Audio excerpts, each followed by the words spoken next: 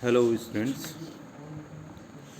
आज हम लोग हिंदी युवक भारती की पहली कविता नवनिर्माण, जो कि चतुष्पदी है और त्रिलोचन कवि के माध्यम से लिखी गई है, इस कविता का आज हम अध्ययन करेंगे। सर्वप्रथम हम लोग कवि परिचय समझ लें। कवि त्रिलोचन, जिनका मूल नाम वासुदेव सिंह था और त्रिलोचन शास्त्री के नाम से ये जाने जाते थे।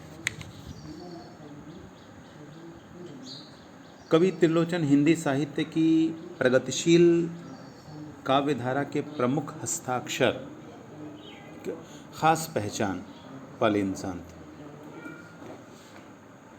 इनका जन्म 20 अगस्त 1917 उत्तर प्रदेश के ज़िले सुल्तानपुर में हुआ था। इत्तेफाक से आपको मैं बताऊं, मैं भी सुल्तानपुरी हूँ।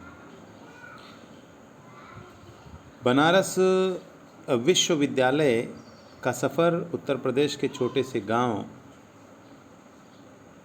से इन्होंने शुरुआत की और दर्जनों पुस्तकें इनके माध्यम से लिखी गईं।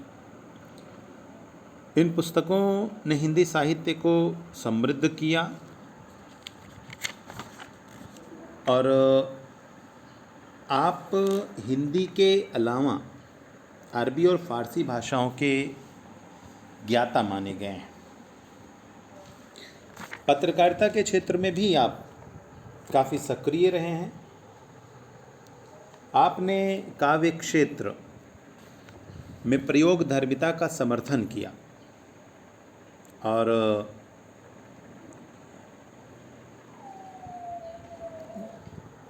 नव सृजन, मतलब नई चीज़ों को क्रिएट करना, नई चीज़ों को बनाना, नई सोच, ये एक स्रोत इनके माध्यम से लोगों को प्रेरित करने वाली रही।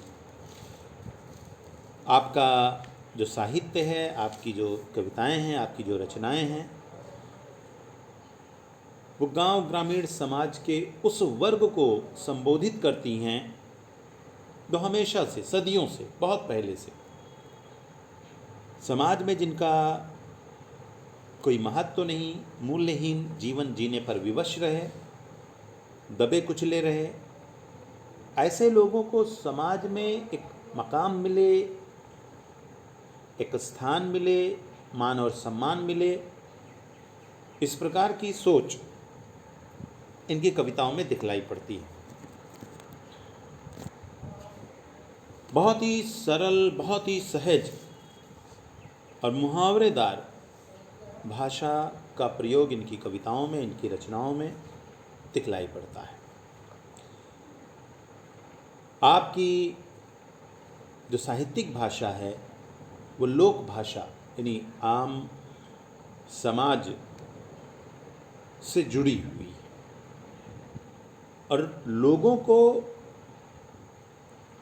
अपनी ओर आकर्षित करती है, खींचती है, एक ऐसा भाव पैदा करती है कि लगता है कि उनकी रचनाएं हमसे ही जुड़ी हुई हैं, हमारे ही बारे में। कवि त्रिलोचन शास्त्री की मृत्यु नई दिल्ली शहर के निकट गाज़ियाबाद है, वहाँ पर 9 दिसंबर 2007 में हुई थी। तो ये रहा इनका संक्षिप्त परिचय। अब इनकी कृतियों की तरफ, इनकी रचनाओं की तरफ थोड़ा ध्यान देते हैं कि इन्होंने बहुत सारी रचनाओं को लिखा। इनके लिखे हुए, इंग्लिश में एक वर्ड है सोनेट, तकरीबन 550 सोनेट इनके माध्यम से लिखे जा चुके हैं और 17 कविता संग्रह प्रकाशित हो चुके हैं। जैसा कि मैंने बताया कि अरबी और फारसी के ज्ञाता भी थे, तो जाहिर सी बात है कहीं ना कहीं इनकी रचनाओं में कुछ ऐसे शब्द आपको अवश्य दिखलाई पड़ेंगे जो उस भाषा के हैं। बहरहाल कृतियों के बारे में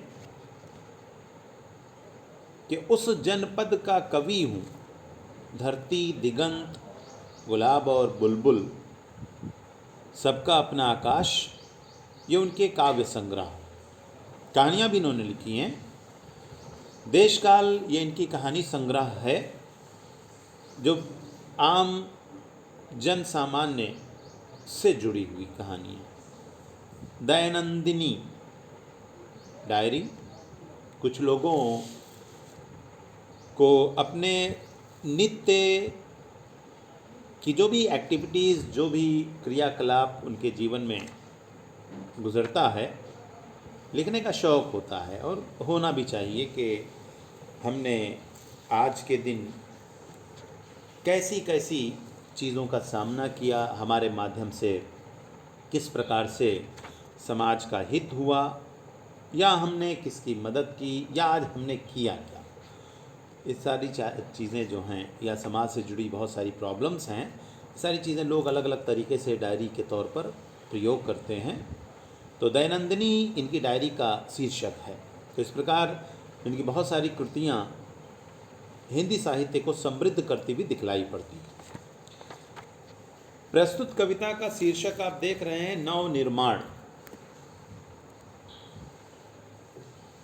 निर्माण शब्द आपने अवश्य सुना होगा, किसी चीज़ को बनाना, निर्मित करना, नया शेप देना, नया आकार देना, नई साइज़ देना, नया रूप देना, नई चीज़ में ढाल देना, एक नई रचना को समाज के सामने लाकर रख देना। वो निर्माण क्या है? नव निर्माण यानी नई चीज़ को समाज में लाकर रखना जो समाज के लोगों के हित से जुड़ी हो, जिससे समाज में रहने वाला व्यक्ति अपने आचरण, अपने विचार, अपने हाव भाव, स्वभाव इत्यादि को बदल सके, सही कर सके, इस प्रकार की सोच के आधार पर।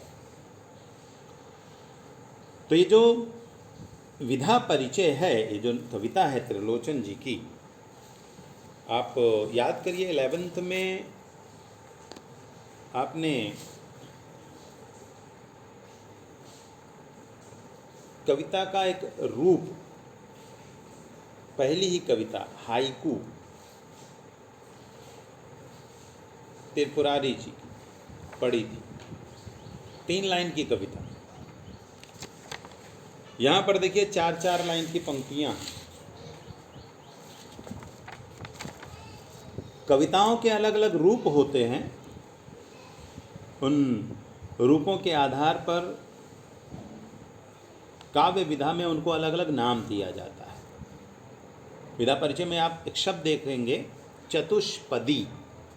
पद कविता का एक रूप, चतुष 4 लाइन 4 पंक्तियाँ। तो 4 चरणों वाला, 4 पंक्तियों वाला, 4 लाइनों वाली जो कविता होती है उसे चतुष्पदी कविता कहा जाता है। अच्छा, इसकी विशेषता आप समझ लीजिए कि जो 4 लाइन की पंक्तियाँ होती हैं, इसमें आप अगर ध्यान दीजिए कविता में, तो आपको नज़र आएगा कि पहली और दूसरी और चौथी पंक्ति जो, उसमें दिया है मुझको, दिया है मुझको, दिया है मुझको, एक रिदम, एक तुकांत आपको एक जैसा नजर आएगा। और जो तीसरी पंक्ति है वो थोड़ा हटकर है तीनों से। तो ये उसकी विशेषता है, उसकी एक पहचान है। इससे आप अंदाज़ा लगा सकते हैं, अनुमान लगा सकते हैं कि चतुष्पदी 4 पंक्तियों वाला छंद है, कविता है।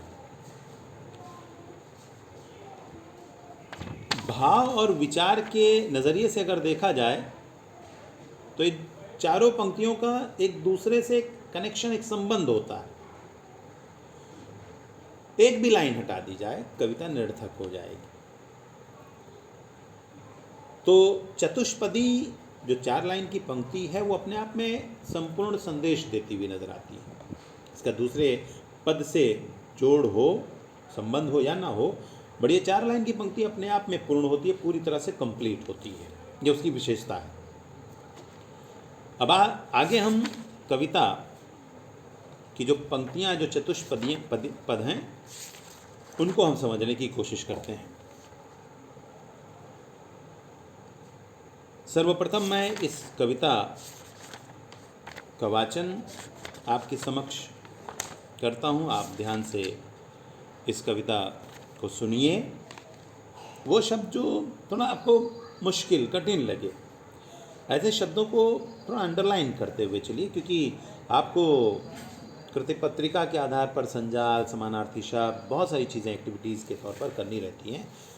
तो वो चीज़ें आप को आसान रहें, आसानी से आप आने वाले वक्त में जब एक्सप्लेनेशन चले तो समझ सकें। तुमने विश्वास दिया है मुझको, मन का उच्छ्वास दिया है मुझको, मैं इसे भूमि पर संभालूंगा, तुमने आकाश दिया है मुझको।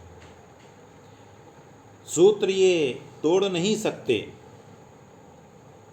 तोड़कर जोड़ नहीं सकते, व्योम में जाएं, कहीं भी उड़ जाएं, भूमि को छोड़ नहीं सकते। सत्य है राह में अंधेरा है, रोक देने के लिए घेरा है, काम भी और तुम करोगे क्या, बढ़ चलो सामने अंधेरा है। बल नहीं होता सताने के लिए, वह पीड़ित को बचाने के लिए, बल मिला है तो बल बनो सबके, उठ पड़ो न्याय दिलाने के लिए। जिसको मंजिल का पता रहता है, पथ के संकट को वही सहता है। एक दिन सिद्ध के शिखर पर बैठ, अपना इतिहास वही कहता है। प्रीत की राह पर चले जाओ आओ, नीत की राह पर चले आओ, वो तुम्हारी ही नहीं सबकी है, गीत की राह पर चले आओ। साथ निकलेंगे आज नर नारी, लेंगे कांटों का ताज नर नारी, दोनों संगी हैं और सहचर हैं, अब रचेंगे समाज नर नारी। वर्तमान बोला अतीत अच्छा था, प्राण के पथ का नीत अच्छा था, गीत मेरा भविष्य गाएगा, यों अतीत का भी गीत अच्छा था। पहली चतुष्पदी की ओर ध्यान दीजिएगा। शब्दों का अर्थ समझते हुए चलिए। तुमने विश्वास, विश्वास का समानार्थी शब्द भरोसा, यकीन। शब्द अगली पंक्ति में उच्छ्वास है, गहरी सांस लेना, आह भरना। बड़ा जब सुकून वाला माहौल होता है तो उस वक्त जब हम जिस स्थिति में रहते हैं और सांस लेते हैं, गहरी सांस लेना सुकून के साथ, वो लंबी सांस लेना, वो आह भरना। भूमि, धरा, धरती, जमीन। आकाश का समानार्थी शब्द नभ, गगन, आसमान। इस कविता का परिदृश्य, इसकी पृष्ठभूमि समझने की कोशिश करें।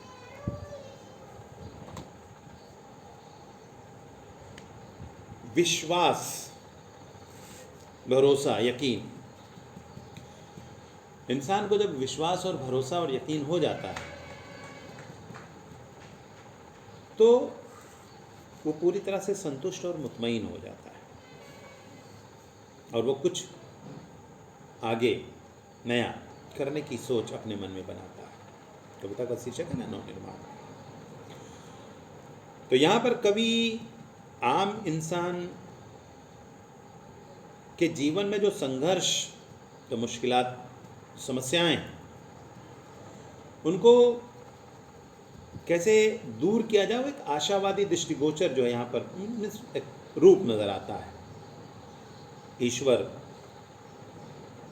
के को संबोधित करते हुए, ईश्वर से मांग करते हुए कि हे ईश्वर, तुमने विश्वास दिया है मुझको, मन का उच्छ्वास दिया है मुझको, कि मेरे अंदर इतना विश्वास भर दिया कि मैं पूरी तरह से संतुष्ट हूँ, मुतमईन हूँ।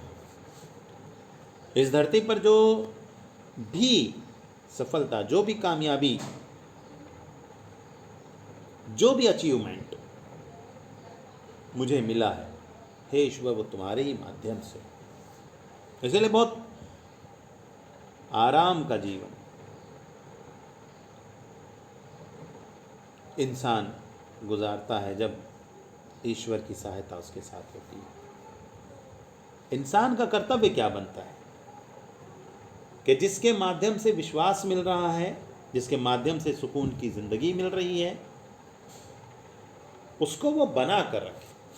तो मैं इसे भूमि पर संभालूंगा, वो जो चीज़ें मुझे मिली हैं उसको संभालने में मैं किसी तरह की कोई कमी नहीं रखूंगा।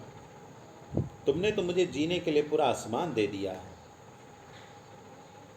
और ये मेरा कर्तव्य बनता है कि उस विश्वास को मैं तोड़ूं नहीं और अपनी जिम्मेदारियों को पूरी तरह से उसका निर्वाह करूं। उसके माध्यम से आम इंसान के जीवन में जो भी समस्याएं हैं, जो भी मुश्किलातें हैं, उनको मैं दूर कर सकूं। तो ये मेरी नैतिक जिम्मेदारी बनती है कि इसे मुझे संभालना चाहिए। अगली जो चतुष्पदी है, सूत्र ये तोड़ नहीं सकते हैं, तोड़कर जोड़ नहीं सकते हैं, व्योम में जाएं कहीं भी उड़ जाएं, भूमि को छोड़ नहीं सकते हैं। सूत्र का एक तो अर्थ होता है संचालन, बट यहाँ पर सूत्र का मतलब है धागा, तागा, रस्सी, डोर होती है ना। सूत्र ये तोड़ नहीं सकते, तोड़कर जोड़ नहीं सकते। धागा एक बार टूट जाए, विश्वास का धागा, अपनेपन का धागा, यकीन और भरोसे वाला धागा, धागा मतलब भाव, रिश्ता, जज्बा, सोच, तो सूत्र ये तोड़ नहीं सकते। और एक बार अगर ये टूट जाए तो फिर जोड़ना बड़ा मुश्किल होता है भाई। आपने वो रहीम जी की कविता ज़रूर सुनी होगी कि रहीमन धागा प्रेम का, मत तोड़ो चटकाए, टूटे से फिर ना जुड़े, जुड़े गांठ पड़ जाए। कि भरोसा और यकीन एक ऐसा डोर, एक ऐसा धागा, कच्चा धागा आप कह सकते होता है, जो यकीन और भरोसे के आधार पर चलता है। अगर उस विश्वास, उस यकीन और भरोसे में कहीं कोई लचक, कोई कमी, कोई शक, संदेह पैदा हो, बड़ा मुश्किल होगा उसका उस जगह पर रहना, वो टूट जाता है। कवि रहीम वहाँ पर कह रहे हैं कि धागा टूट जाने पर आप उसी कंडीशन में उसको नहीं वापस पहुँचा सकते हो। हाँ, अगर आप जोड़ने की कोशिश करते हो तो गांठ पड़ जाएगी, रिश्ता, अपनेपन का, अपनाइयत का। आप बहुत अच्छे दोस्त हैं, बहुत अच्छे दोस्त, लेकिन आपके मन में किसी भी कारण कोई क्लेश, कोई द्वेष, कोई नफरत, ईर्ष्या की भावना एक बार पैदा हो जाए और बाद में फिर आप एक दूसरे के दोस्त बन जाएं, लेकिन वो जो रिश्ता पहले वाला था, अब उस रिश्ते में पहले वाला भाव जो है आपको नज़र नहीं आएगा। तो यहाँ पर त्रिलोचन भी बिल्कुल उसी प्रकार अपनी बात को रख रहे हैं कि सूत्र ये तोड़ नहीं सकते, यानी विश्वास और भरोसा इतनी जल्दी टूटने वाली चीज़ नहीं होती, लेकिन अगर ये टूट जाए, विश्वास भरोसा सामने वाले पर से उड़ जाए, तो इसे पहले जैसी स्थिति में पहुंचाया नहीं जा सकता। व्योम, अंतरिक्ष, आसमान में जाएं, कहीं भी उड़ जाएं, आप किसी भी दुनिया के किसी भी कोने में चले जाइए, कामयाबी के लिए, जीवन यापन करने के लिए, खुशहाली के लिए, अपने और अपने परिवार को समृद्ध करने के लिए, कहीं भी आप जाइए, कवि का यहाँ पर ये मानना है कि जो मतलब भूमि को छोड़ नहीं सकते, जो अपनी जड़ों से जुड़े रहने वाले लोग हैं वो कभी भी नाकामयाब नहीं हो सकते। इंसान को अपने जड़ से, अपनों से, जिनके माध्यम से वो इस धरती पर है, जिनकी वजह से वो है, मौजूद है, वर्तमान है, ऐसे लोगों को कभी उसे नकारना नहीं चाहिए, कभी नज़रअंदाज नहीं करना चाहिए।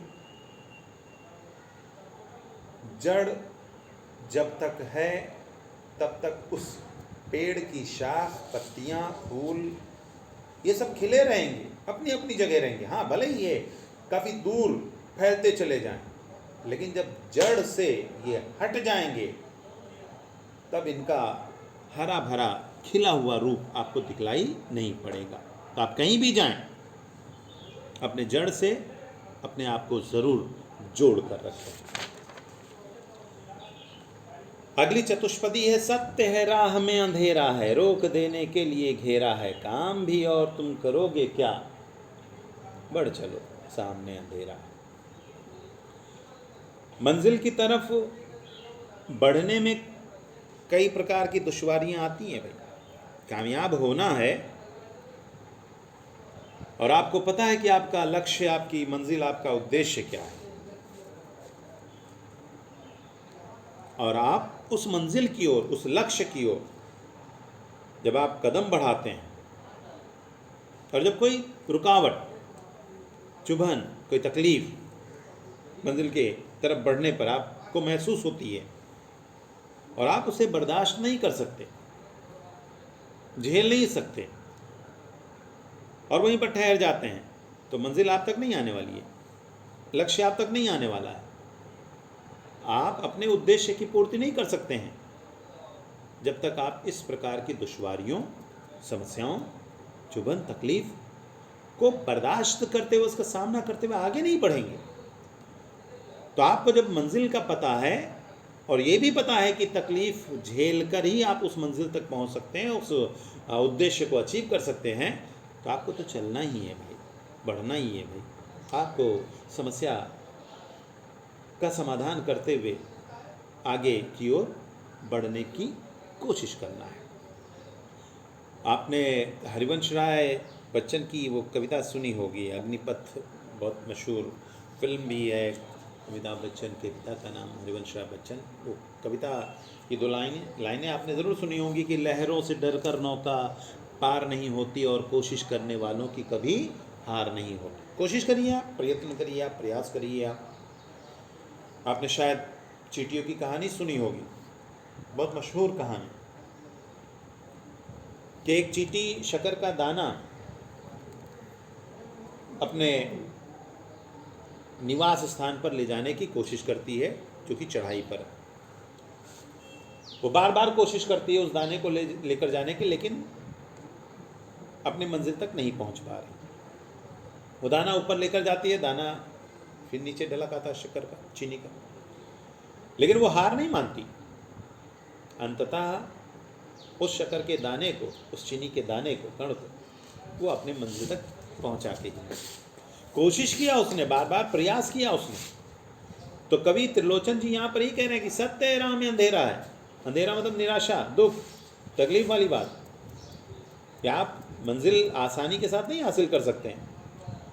मंजिल को हासिल करने के लिए भैया आपको प्रयास करना है, कोशिश करना है, जूझना है, स्ट्रगल करना है, संघर्ष करना है। तो ये सही है कि भाई मंजिल तक पहुंचने के लिए आपको कई तरह के अंधेरों से गुजरना पड़ेगा, कई तरह के निराशा, दुख वाली सोच आपके जीवन में आएगी, और ये आपको रोकने के लिए होता है, आपको आगे ना बढ़ने रुकावट पैदा करने के लिए, अवरोध पैदा करने के लिए होता है। तो ये आपको चारों तरफ से घेर के रखते हैं, ये आपको आगे नहीं बढ़ने देना चाहते हैं।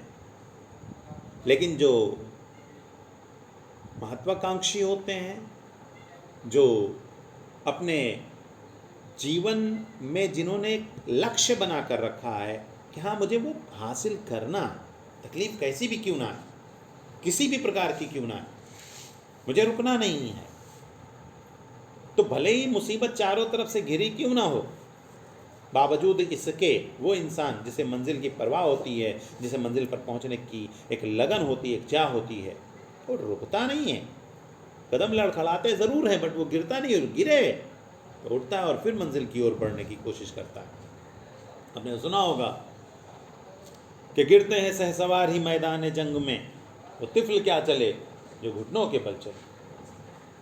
तो सत्य है, राह में अंधेरा है, निराशा है, दुख है, रुकावट है, बैरियर है, बहुत तरह के अवरोध हैं, और वो रोकने के लिए होते हैं, वो आपको परेशान करने के लिए होते हैं। बट कवि त्रिलोचन जी कह रहे हैं, काम भी और तुम करोगे क्या, बढ़ चलो सामने अंधेरा, अंधेरा रहने दो, कोशिश करो। बच्चन जी की वो कविता ध्यान में रखो कि लहरों से डरकर नौका कभी पार नहीं होती और कोशिश करने वालों की कभी हार नहीं होती। कोशिश करिए।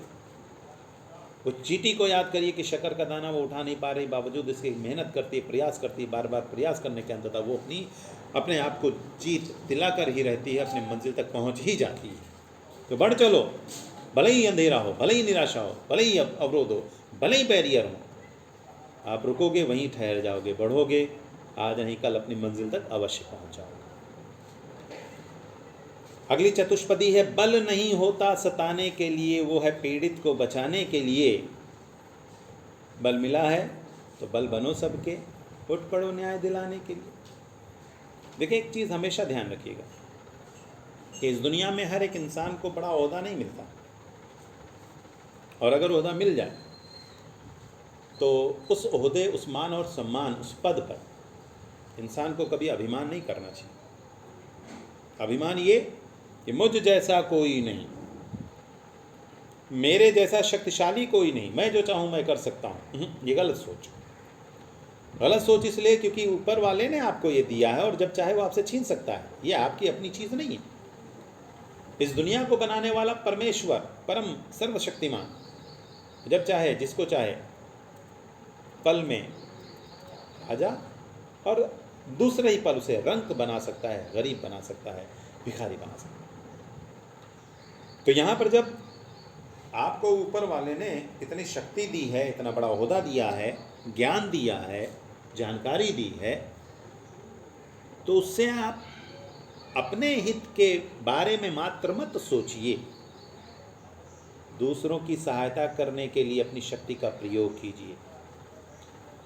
उसे आप निर्बलों, कमज़ोरों को दबाने के लिए, कुचलने के लिए नहीं, गिरे हुए लोगों को उठाने के लिए उसका इस्तेमाल होना चाहिए, उसका प्रयोग होना चाहिए। तो कभी जो पहली पंक्ति में कह रहे हैं ना कि बल नहीं होता सताने के लिए, कि ऊपर वाले ने अगर आपको ताकत दिया है, आपको पद दिया है, आपको ओहदा दिया है, आपको धन दौलत दिया है, कुछ भी दिया है, शक्ति दी है, तो ये दूसरों को सताने के लिए नहीं होता है। एक जिम्मेदारी आपके ऊपर आई है, एक उत्तरदायित्व तो आपका बनता है कि आप निर्धनों का, मजबूरों का, गरीबों का हेल्प करें, सहायता करें, मदद करें। तो बल नहीं होता सताने के लिए, वो है पीड़ित, जो दुखी हैं, जो मजबूर हैं, विवश हैं, जो भूख से परेशान हैं, जो किसी अन्य लोगों के माध्यम से सताए जा रहे हैं। ऐसे पीड़ितों, ऐसे दुखियारों, ऐसे मुसीबत में पड़े हुए लोगों को बचाने के लिए आपको अपने बल का प्रयोग करना चाहिए। ऐसा नहीं हो कि शक्तिशाली से मिलकर गरीबों को और गरीब करता चला जाए, मजबूरों को और मजबूरी में डाल दे, दुखियों को और दुख देता रहे। कवि आगे कह रहे हैं कि बल मिला है तो बल बनो सबके, ऊपर वाले ने ताकत दी है, शक्ति दी है, धन दौलत, इज्जत, ज्ञान, मान, मर्यादा वाली चीज़ दी है, तो आप दूसरों को फ़ायदा पहुंचाने की सोच बनाओ। अगर कोई मजबूर समाज में है, आप उसकी मदद कर सकते तो ये आपको करना चाहिए। आपको ऊपर वाले ने शायद इसीलिए वो शक्ति दी है, इसीलिए वो धन दौलत दिया है।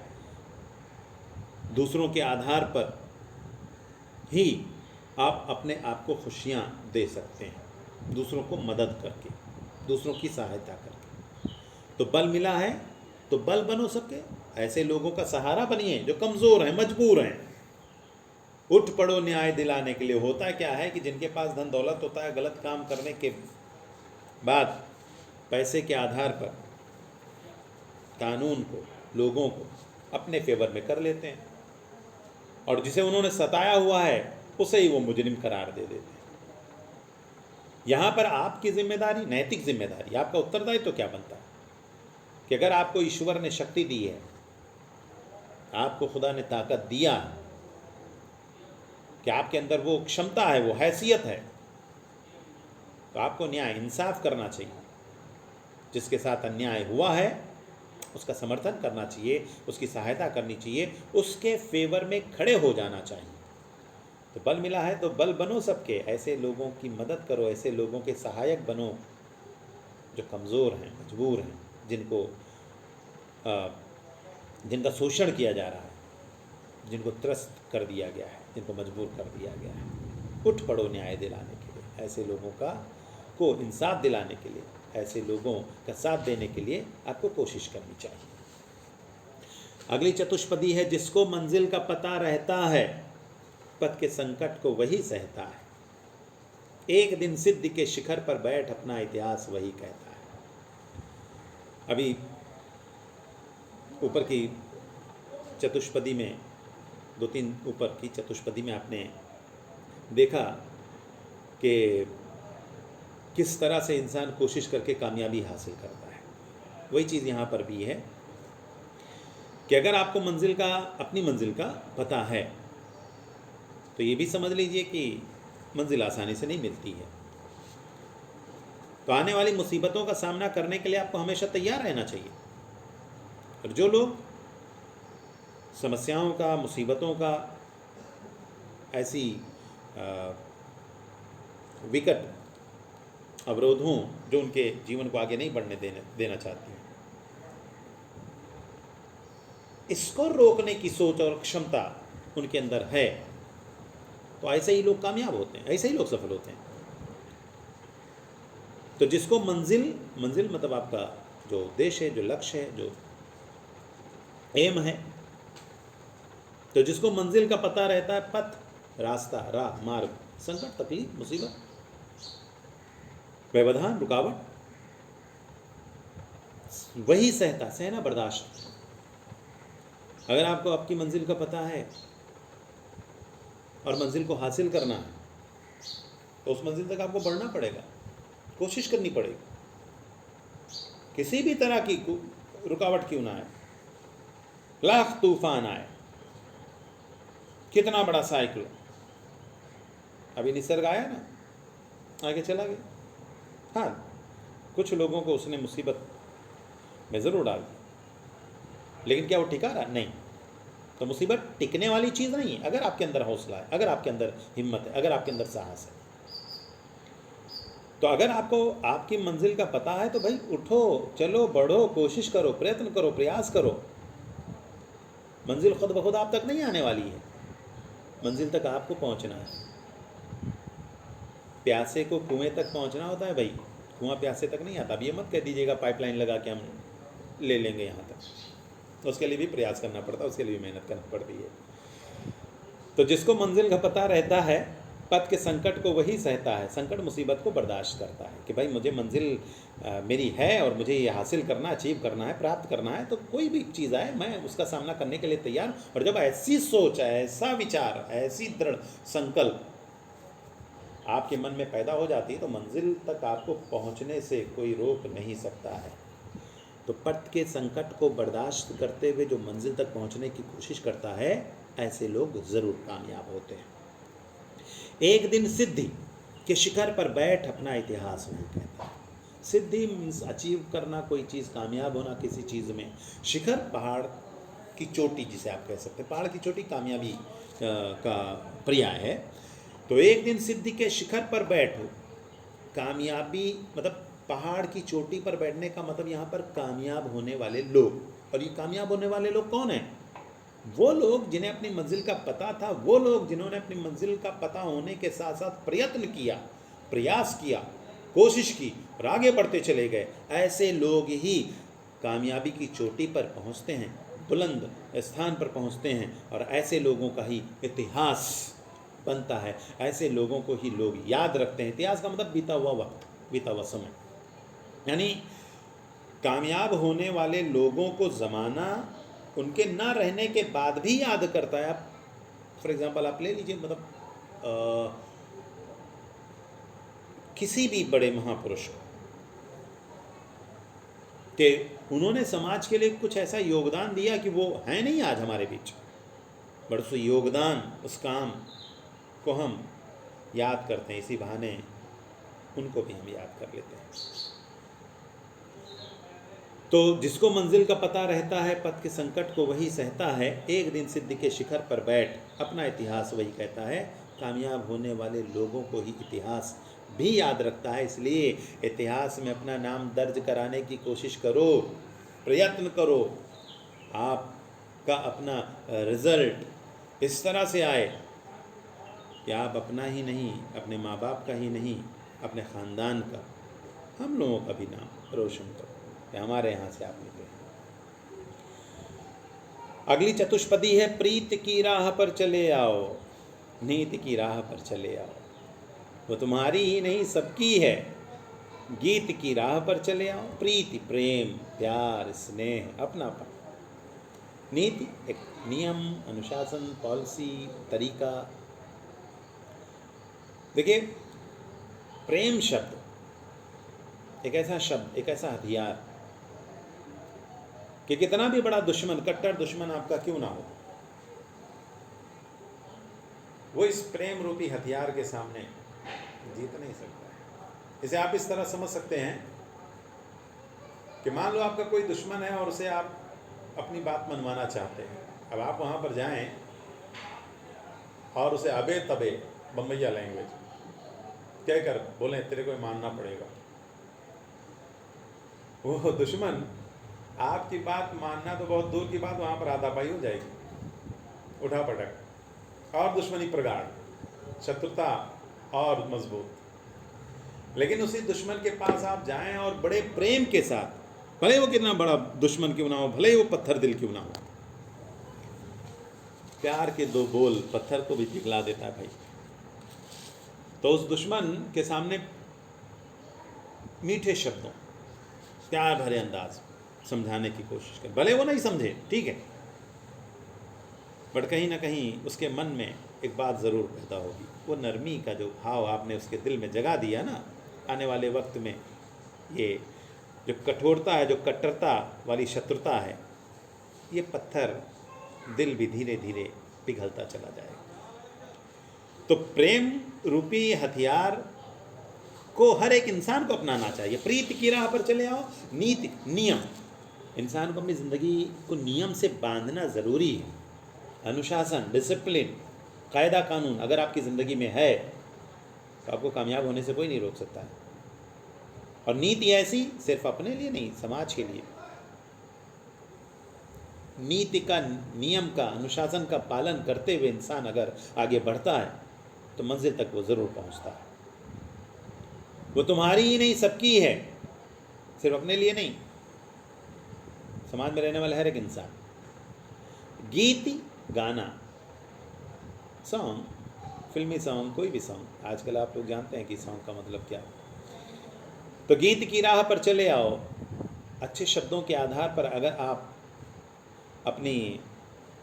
अपने माध्यम से समाज के अंदर खुशियाँ ला सकते हो तो आपको वो अपनाना चाहिए, उस आधार पर आगे बढ़ना चाहिए। तो प्रेम का, नीति का, गीत का, इन चीज़ों को आप अपनी ज़िंदगी में, अपने जीवन में शामिल कर लीजिए। कामयाब होने से आपको कोई रोक नहीं सकता। दुश्मन कितना भी कठोर क्यों ना हो, पिघल जाएगा। कामयाबी हासिल करना कितना भी मुश्किल क्यों ना हो, नियमों के आधार पर चलिए, स्ट्रगल करते हुए, संघर्ष करते हुए कामयाबी आपको जरूर मिलेगी। तो आप नियमों के आधार पर, अपनाइयत के आधार पर, अपनेपन के आधार पर अगर जीवन जीते हैं